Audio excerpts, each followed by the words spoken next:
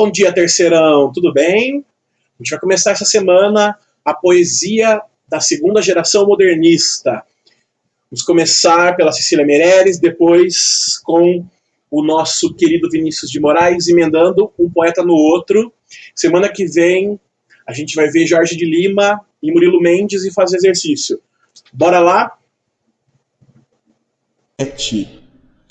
A nossa aula hoje é sobre essa fada sensata. Cecília Meirelles, página 37.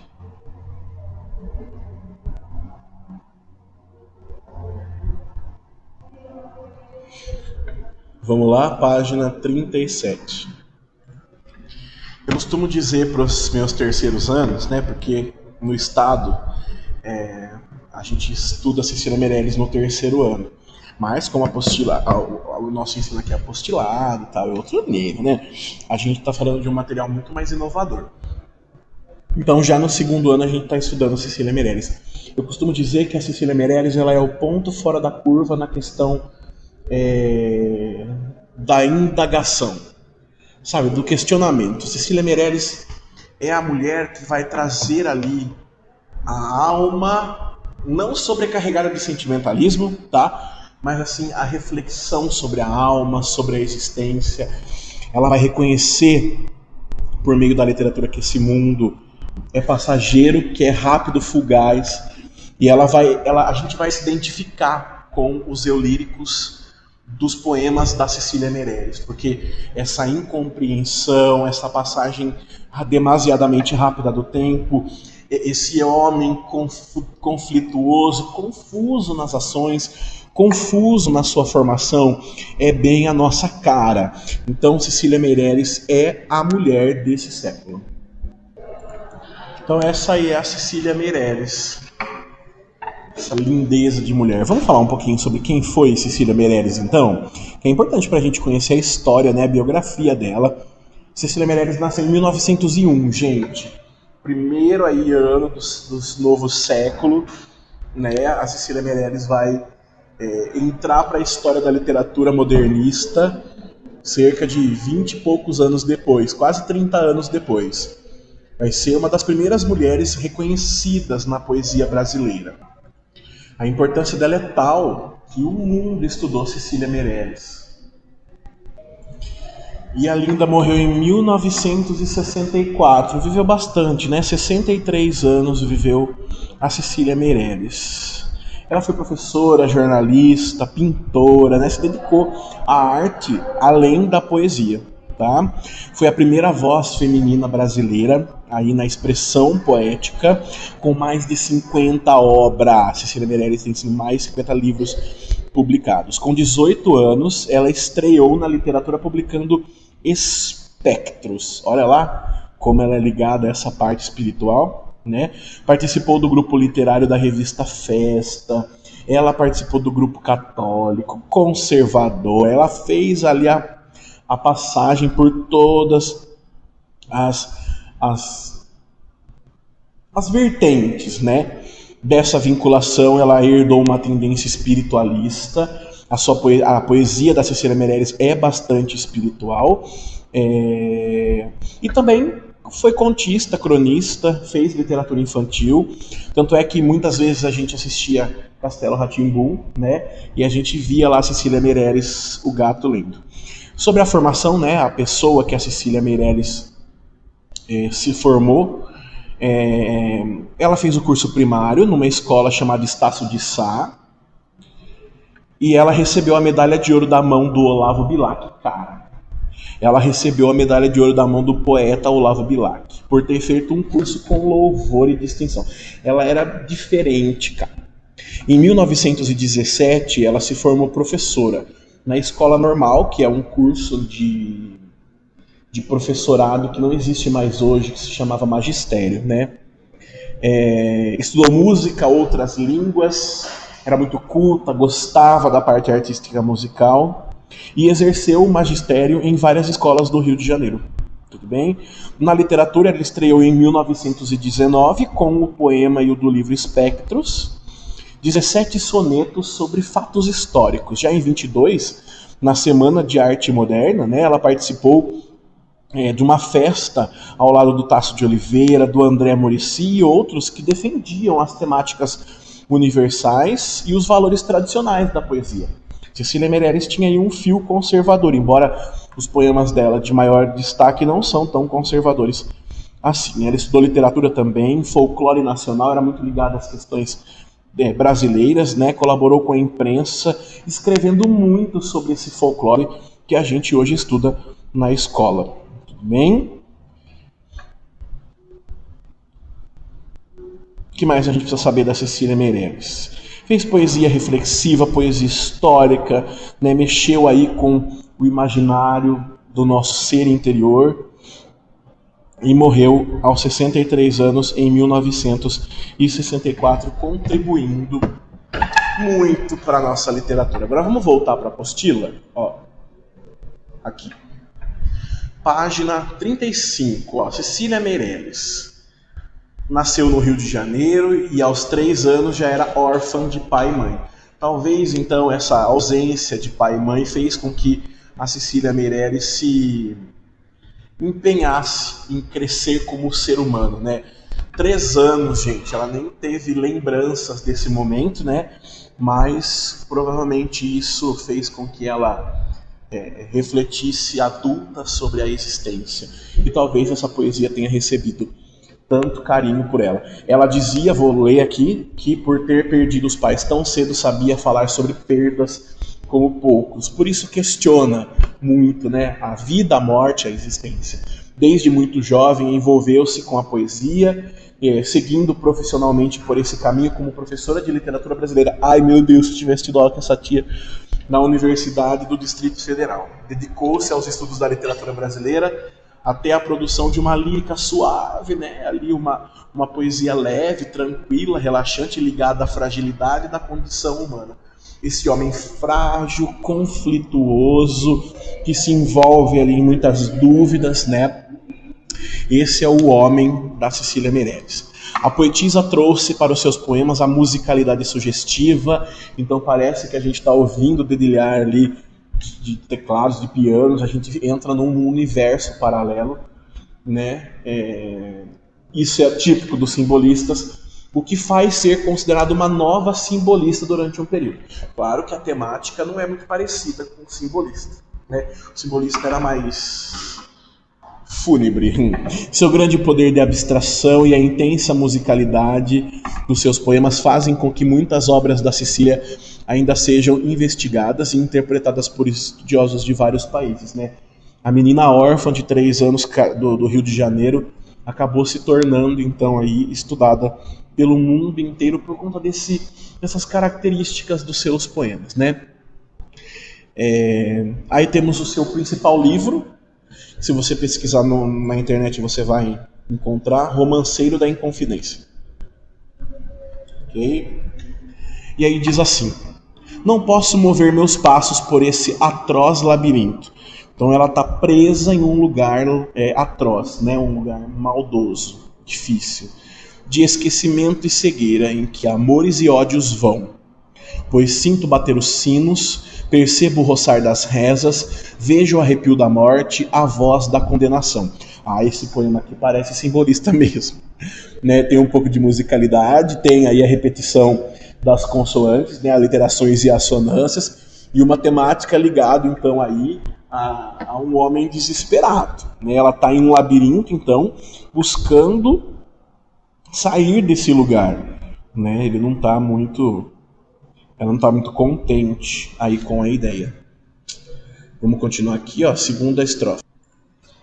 Avisto a negra masmorra e a sombra do carcereiro que transita sobre angústias. Com chaves no coração descubra as altas madeiras do excessivo cadafalso e por muros e janelas o pasmo da multidão. E a partir ali então dos seus olhos ela vê essa multidão, que são aí as janelas da nossa alma, transitando em angústias de um cárcere. Lembra do cárcere das almas, né? Parece realmente simbolista. Agora a gente vai ver outros poemas da Cecília Meirelles. Eu abri aqui um site chamado Cultura Genial, que é muito legal. Quem gosta de arte, literatura, quem gosta de conhecimento, pode acessar esse site. Tem autores, tem poetas, músicos, pintores, e tudo relacionado à arte, à cultura, você pode encontrar nesse site, tá? E aí você vai se instruir mais. culturagenial.com. Bom, aqui a gente tem um poema chamado Retrato. E quando a gente fala de retrato, hoje a gente usa uma outra expressão. A gente usa foto, fotografia, e a gente está até usando selfie, né? E esse retrato, né, me recorda, então, aquelas pinturas que se fazia no lugar da fotografia, quase que se tornava um quadro, né, que representa uma imagem. E o eu lírico desse poema da Cecília Meirelles está diante de si mesmo. E a partir de si, começa a refletir sobre a existência e o que ele se tornou ao longo do tempo. Então veja que é constante na temática da Cecília Meirelles o olhar para dentro, né? Refletir-se é muito importante. E ela está na frente do espelho, ó, retrato, vamos lá? Eu não tinha este rosto de hoje, assim calmo, assim triste, assim magro, nem estes olhos tão vazios, nem o lábio amargo. Uma coisa que ela herdou mesmo do simbolismo foi as figuras de linguagem de sonoridade, né? Por isso que a gente ouviu na apostila dizendo sobre musicalidade. Esse monte de S, ó, tá vendo?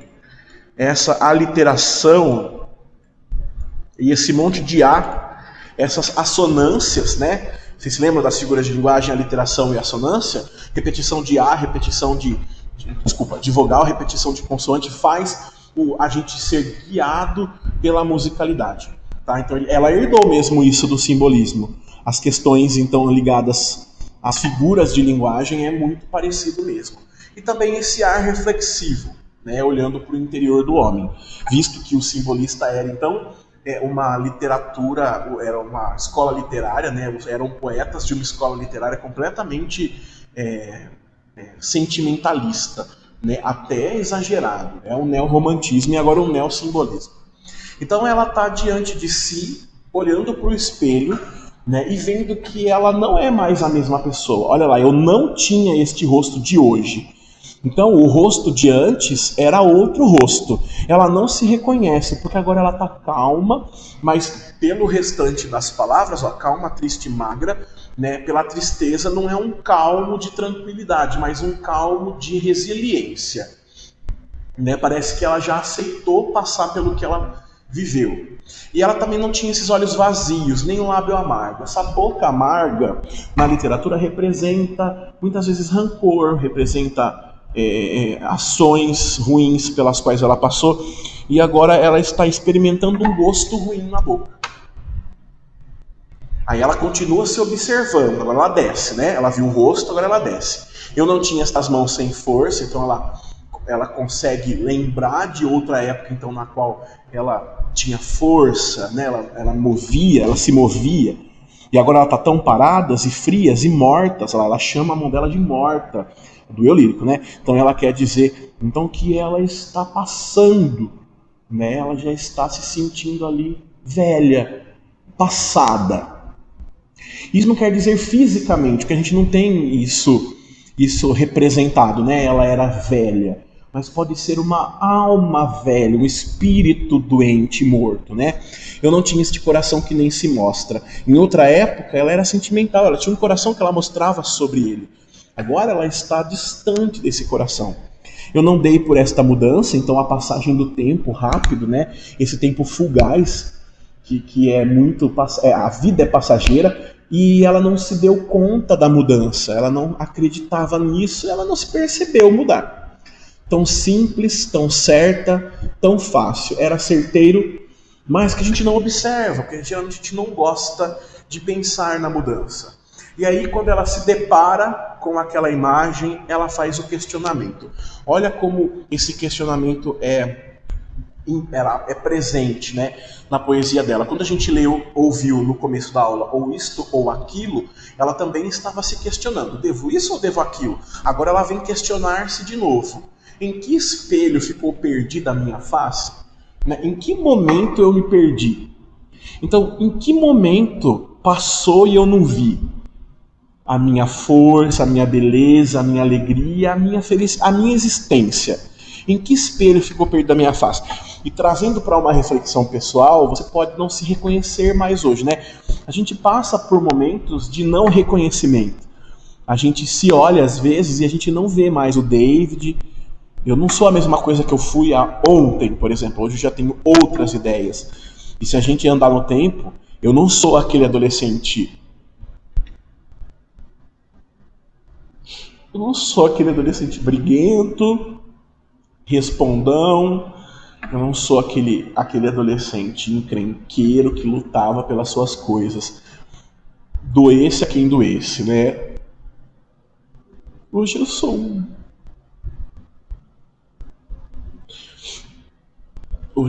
um ser um adulto medíocre. Quer ser medíocre? Mediano. Tá no meio do processo. Eu não sou nem lá nem cá. Nem forte nem fraco, né? Em que espelho ficou perdido a minha face? Boa reflexão. Choro, né? Fico chorando nem tonto. Vamos ver outro poema aqui, deixa eu ver. Eu gosto do primeiro aqui, peraí. Vou voltar lá, tá? Eu gosto desse aqui, ó. Motivo. O nome é bem sugestivo, né? Porque é a inspiração que ela tá falando. Eu canto porque o instante existe. É esse momento, vai ser passageiro. E minha vida está completa. Não sou alegre nem sou triste, sou poeta. Aí essa definição de que o poeta é uma mistura das duas coisas, e ele acaba experimentando diversas sensações. Então ela não é alegre nem triste, ela não se classifica entre felicidade e tristeza, ela é poeta. Então ela sente o que ela quer. Na verdade, o eu lírico sente, né? Irmão das coisas fugidas, não sinto gozo nem tormento, nem alegria, nem melancolia, tristeza. Atravesso noites e dias no vento. Ela deixa-se levar, né?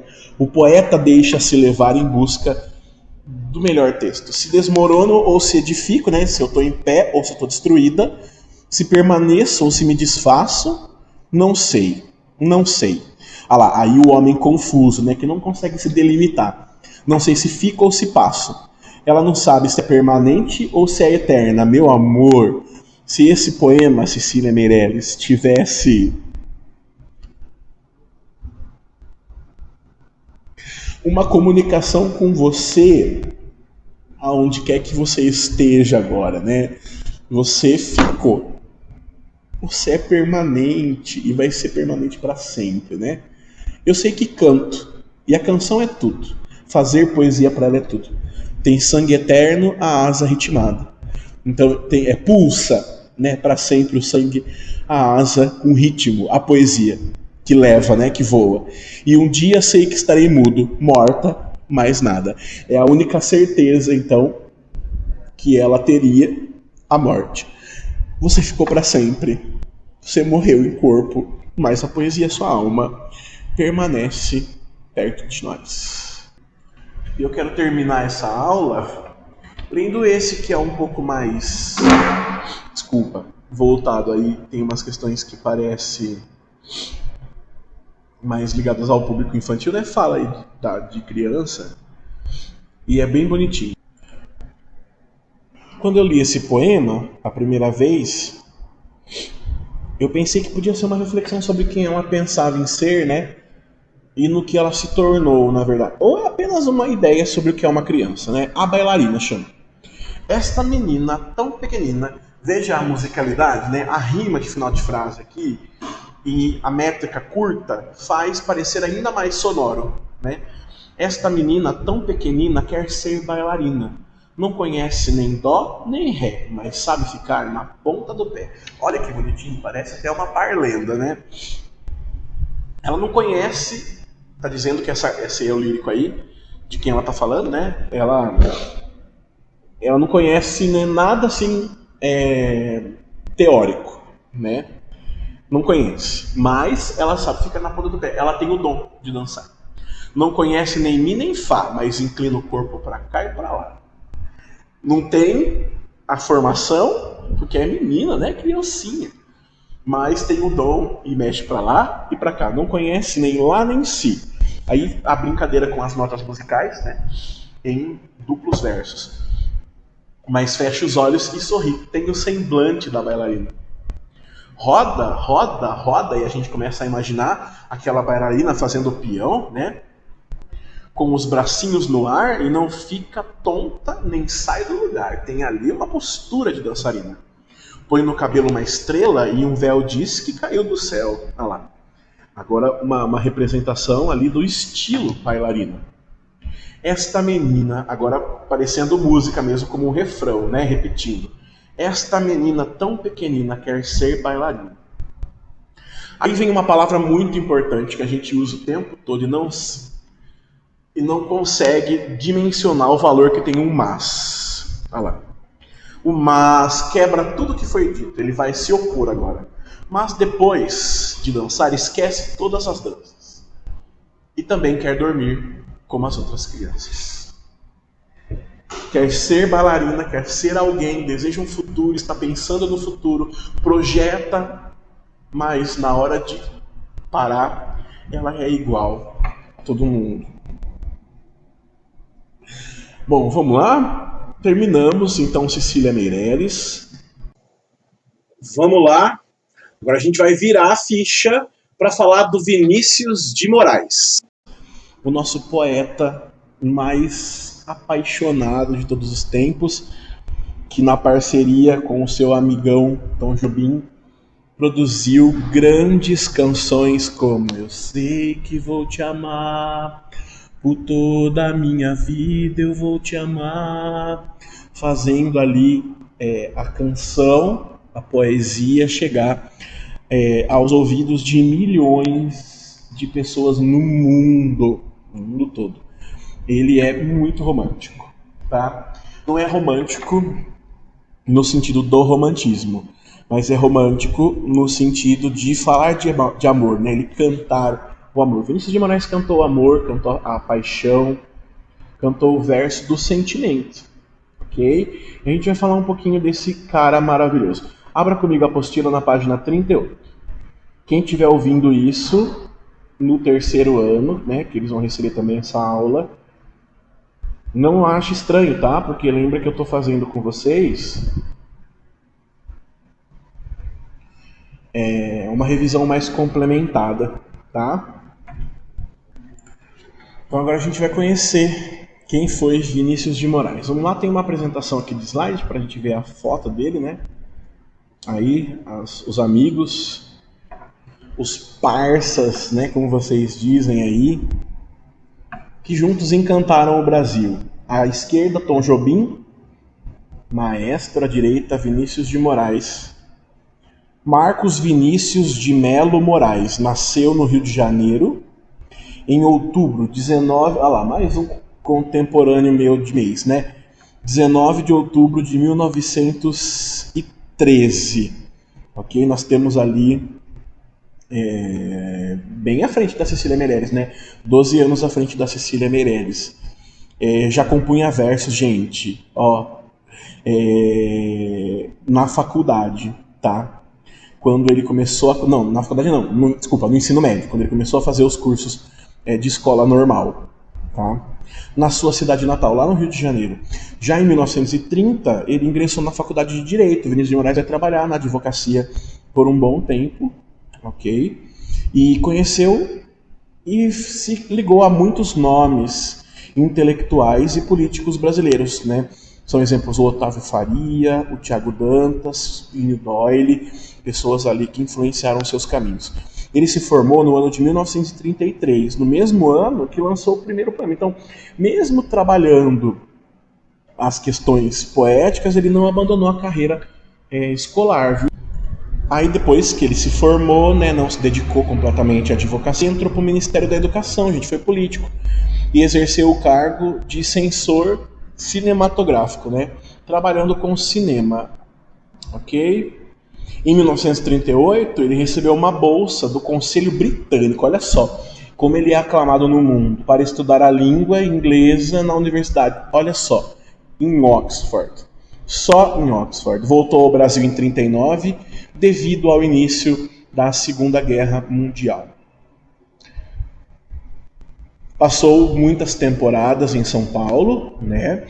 E colaborou com a imprensa local. Nessa época ele já era conhecido, já era famoso, né? Nas suas andanças pela vida aí, conheceu, desenvolveu muita amizade com nomes do modernismo. Ele foi amigo de Oswald de Andrade, do Mário de Andrade, do Manuel Bandeira, do Carlos Drummond, que foi a nossa aula passada, e a Cecília Meirelles. Gente, olha a nata, né? Os mais importantes de todos. Em 1943, seguiu carreira diplomática nos Estados Unidos, ok? Ele também exerceu atividade no cinema, no teatro, na poesia e na música, com o seu amigo aí, Tom Jobim. Durante a década de 70, compôs e fez vários shows, casou-se mais 2 vezes. Vinícius de Moraes era mulherengo, viu, gente? Ele gostava de trocar de parceira, né? Em 79, a convite então do Lula, né, que era um líder sindical da época, nem sonhava em ser presidente do Brasil, ele foi para São Bernardo do Campo. Foi fazer a leitura dos seus poemas lá. No mesmo ano, na volta de uma viagem à Europa, ele sofreu um derrame a bordo do avião. Ele morreu em 9 de julho de 1980, olha que perda. Aos 67 anos, viveu bastante, né? Aproveitou a vida, mas foi. Teve um edema pulmonar, morreu na casa dele, perto dos seus amigos Toquinho e da sua última mulher, Gilda Queiroz Matoso. Esse é então Vinícius de Moraes, o nosso poeta mais apaixonado do mundo, né? Já pensou Vinícius de Moraes, sertanejo universitário de hoje? Grande Tom, grande Vinícius. Agora a gente vai voltar para a apostila, vamos lá? Página 38 aí. Na verdade não é 38, quer ver que não é? É 36. Tá marcando 2 páginas à frente. Esse é o Vinícius de Moraes tocando o violão dele. Aí vamos ler o que a apostila fala. Aí nasceu no Rio de Janeiro, poeta, diplomata, compositor e cantor. Uau, que carreira! Vinícius de Moraes formou-se em Direito pela Faculdade Nacional, mas sempre teve no mundo das artes a sua grande paixão. Mesmo sendo diplomata, jamais deixou de escrever seus textos. Aliás, a gente viu na biografia que nem quando estava se formando em advocacia, né? Tampouco publicar seus livros. Além disso, foi um dos idealizadores da Bossa Nova, movimento musical brasileiro surgido em 58, visto também que ele era do Rio de Janeiro. Produziu diversos poemas com vertente social. Lembra da Rosa de Hiroshima, que a gente falou na primeira aula? Muito importante lembrar desse. E também existencial, mas obteve reconhecimento com a sua lírica amorosa. Então ele é o romântico da vez aí. Retomou o uso do soneto. Então, característica, isso tem que grifar. Pega aí o marca-texto e grifa. Retomou o uso do soneto, isso é importante, porque o Vinícius de Moraes tem aí um tom clássico. Ele vai voltar ao clássico, porque falar de amor é clássico. Tá? Então a estrutura, a estética da poesia dele é o soneto, certo? Versos, decassílabos, então ele vai contar a métrica, vai ser muito importante para ele. E ele vai praticar isso em muitos dos seus textos. Na Rosa de Hiroshima, que é um pouco mais social, a gente vai ver uma displicência com relação a tamanho, né? Mas, e métrica e forma, quis dizer forma, não tamanho, forma. Mas nos seus sonetos, que já tem nome, né? Sobre o amor, que são os mais famosos, a gente vai ver o amor total, vai ver o soneto de fidelidade, o soneto de separação, vocês vão ver que ele vai manter o padrão clássico. Vamos ver o soneto do amor total, que está aqui na apostila, ó. Deixa eu ver se eu ampliar um pouquinho. Ah, não! 170, vamos ver. Isso, olha lá, soneto do amor total. Vamos lá? Primeira coisa que você precisa lembrar é com relação a tamanho de poema. Tá? Estruturalmente, Vinícius de Moraes, ele é clássico. Olha lá. 4-4, 3-3. A estrutura do Camões, a métrica, se você contar, eu não vou fazer escansão numa aula de Vinícius de Moraes, né? Ficar contando sílaba poética em aula de Vinícius de Moraes. Mas se você separar em sílaba métrica, poética, você vai ver que são 10. Então ele se prepara também, ele se preocupa também com a estética do poema. Você vai ver que são versos decassílabos, tá? E o tradicional soneto. 1, 2, 3, 4, um quarteto, segundo quarteto, primeiro terceto, segundo terceto. Reparem nas rimas trabalhadas no final do verso. Olha lá, cante. Muito escuro esse verde. Ó, cante, rima com amante. Isso é uma rima rica, hein, gente? Olha lá, verbo com substantivo, rimando classes de palavras diferentes. É uma rima rica, tá? E aqui, verdade com realidade. Então, se a gente for fazer aqui a contagem de... Deixa eu colocar aqui. Se a gente for fazer aqui a rima, ó. A, B, A, B. Olha lá, versos intercalados. Tá? A, B, A, B. Certo? Rimas intercaladas ricas. Beleza? Quem não lembra que é rima rica tem que voltar lá no conteúdo de gênero lírico que a gente viu no primeiro ano. Tá? Se vocês procurarem no YouTube, tem as aulas do primeiro ano de poesia, vocês podem estudar por lá. Agora vamos para a parte que interessa. Credo, essa parte não interessa? Não. Não gosto de falar de estrutura. Não gosto. Sabe por que eu não gosto? Porque eu não gosto. Eu gosto de falar de interpretação. Poema, para mim, tem que ser interpretado. O conteúdo é mais importante que a estética. Mas o soneto do amor total. Vamos lá. Amor total, hein, gente? Não é amor pela metade. O próprio título já diz que é total. Amo-te tanto, meu amor. Não cante o humano coração com mais verdade. Não há uma verdade maior do que o quanto ele ama, o eu lírico ama, a pessoa amada. Amo-te como amigo e como amante. Então, ele é companheiro, ele é amigo, ele está junto, mas é amante. Na realização do amor carnal, ele também está presente. Ok? Não é só o amor-amizade, não. Amo-te como amigo e como amante, numa sempre diversa realidade. Às vezes é amigo, às vezes é amante, mas é a realidade. Veja que a linguagem é bem sentimental, né? Amo-te a fim de um calmo amor prestante e te amo além, presente na saudade. Então ele já está projetando a saudade. Amo-te, enfim, com grande liberdade, dentro da eternidade e a cada instante. Então ele ama. Olha que legal isso aqui, ó. Amo-te com grande liberdade. Então ele deixa ir se precisar ir. Mas o amor é dualista. Olha lá, ó. Ele é para a eternidade, ele busca um amor eterno com a pessoa amada.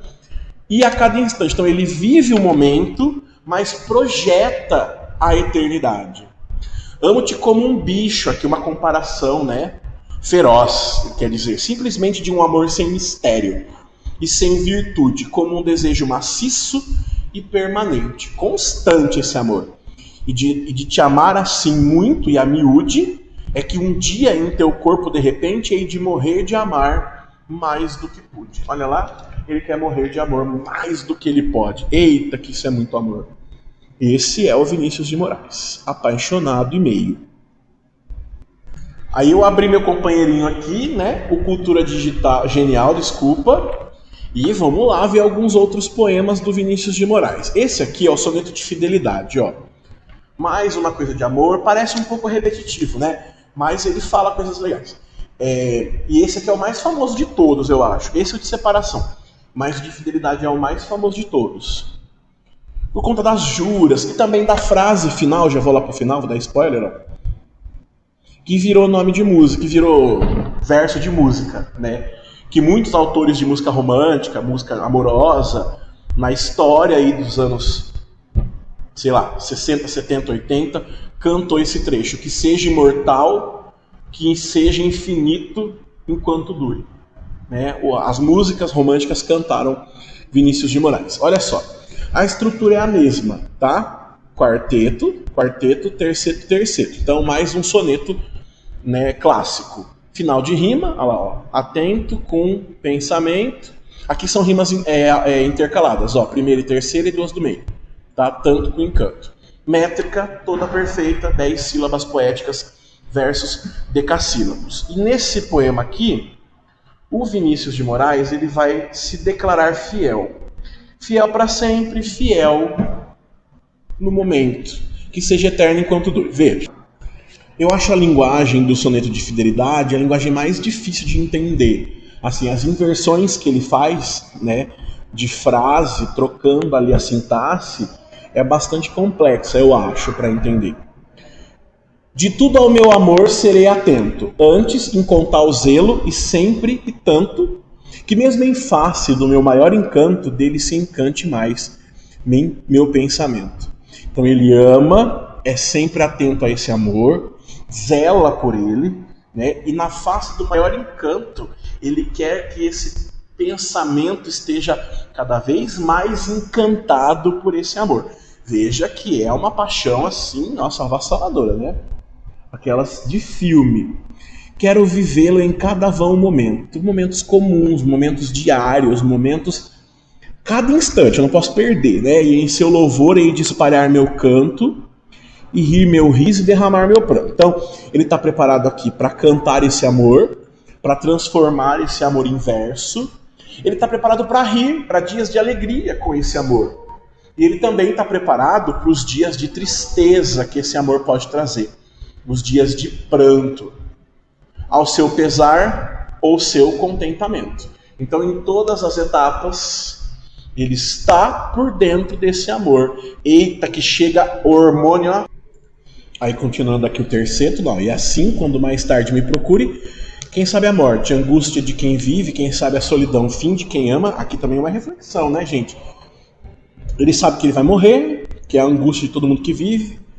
Ele sabe que ele pode ficar na solidão, fim de quem ama, né? Quem sabe isso, quando ficar mais velho, aconteça, eu possa dizer do amor que tive. Então, ele quer ter boas lembranças, né? Que não seja imortal, posto que é chama, né? Mas que seja infinito enquanto dure. Então, ele quer viver em cada vão momento. E é com todo esse amor que a gente termina a aula de Vinícius de Moraes. Foi muito bom estar com vocês. Eu volto semana que vem com mais poetas e exercícios. Terceirão, beijos, fiquem com Deus. Tchau.